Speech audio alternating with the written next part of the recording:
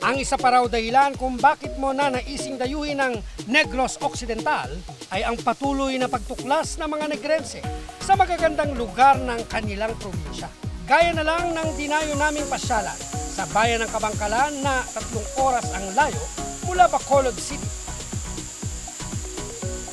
Sa tubig ng Talon na naghahalong asul at berde ang kulay, sino ba namang turista ang hindi na naising magpalamig sa Mag-Aso Falls na matatagpuan sa Mag-Aso Leisure Camp? In Hiligaynon actually, ang yung aso means smoke. Smoke yung aso.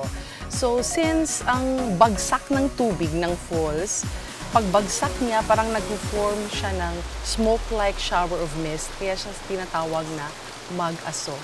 So umuusok, kumbaga kung sa Tagalog. Nang araw na yon, nadat na naming mahina ang agos ng tubig sa Talon. Pero hindi ito kabawasan sa angking ganda ng Mag-Aso Falls. Ang nabutan nga naming si Martina taga Bacolod, talaga namang sinamantala ang pagkakataong masolo ang Mag-Aso Falls. So cold!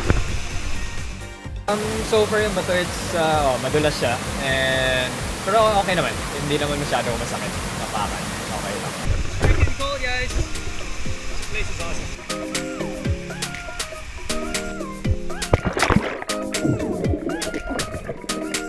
So far yung water is very nice because it's clear.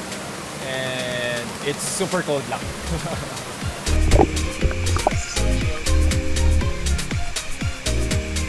Yung mas maliit na portion, mas malamig. Although gusto ko yung strong current ng tubig kasi parang nakaka-relax talaga. Parang water massage.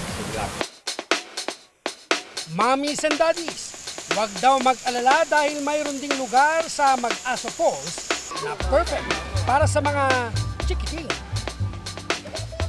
So yung tubig actually dito ay pwede inumin. So natural kasi siya, walang chlorine. So, attractive ito sa mga tourist, domestic man o foreign, kasi yung tubig niya maginaw talaga, cold talaga. So, especially kung summer seasons, marami talagang pumupunta dito at dumadayo. Na-search lang namin siya sa internet, from Manila pa po kami. Then, nag-travel kami here sa Bacolod. Then, nakita namin na maganda talaga siya. So, yun, interested kami na pumunta. Wala pa akong nakitang ganito sa Manila. Gusto-gusto namin na naliligo dito kasi ang alin ng tubig dito sa bukal. Tila nga hindi nauubusan ng pakulo ang mga Negrense dahil sa dinayo naman naming bahay sa Bago City. Ang pambatong atraksyon, ang libu-libong koleksyon na ito ng mga mug o tasa.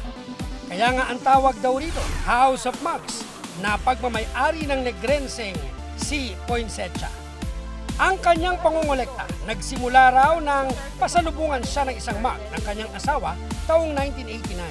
Attitude. Yan yung simula ng forever? Forever na mug niya. Yes. Diba, Mami, no? Yes. Ang nagbigay, yung sweetheart niya. The love of the husband. Ang halos 4,000 niyang koleksyon ng mug, balak pangaraw niyang paabuti ng higit pa sa 6,000 para makapasok sa Guinness Book of World Records. Sa kasalukuyan kasi, isang Amerikano ang kinikilala bilang largest collector of mug sa buong mundo na may tala ng 6,352 na mug collection. Parang lahat ata ng mga taga-ibang lugar na pumupunta rito sa Negros, Yes.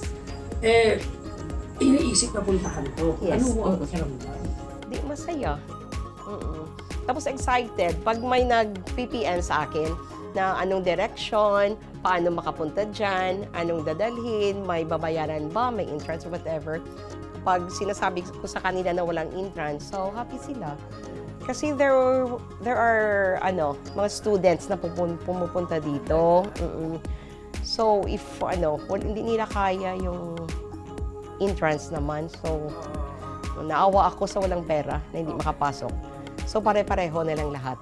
That reason told me also, even 5 centavos so that may income naman. So ayoko talaga. Hindi ko to inopen na makapera ako. Pero, but to give happiness to oo nga, everybody. hindi lang yung happiness, saka katulong din sa tourism. Yes, sa Di ba? tourism. Eh, meron din ho kaming gift para sa inyo. Yay! Wala sa team ng I Wonder. Yes, thank you Dahil so ako, much. Yay! Pinaghirapan pa ho namin ito. Wow! I Wonder. Yes, I wonder. Mula sa Thank I you Wonder so family. much. Yes. Thank you. Hindi na kayo mag-wonder. I'll put it here. Wonder. Thank you so much.